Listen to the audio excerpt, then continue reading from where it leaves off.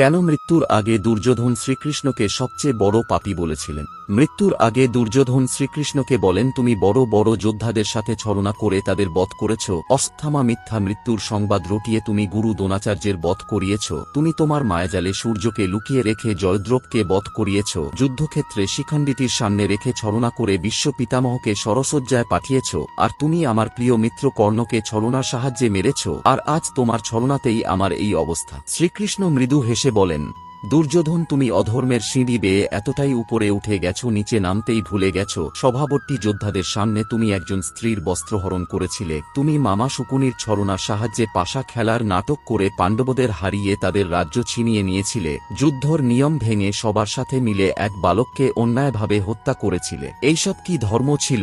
সারা জীবনে তুমি যত পাপ করেছ তা পরিমাপ করা অসম্ভব,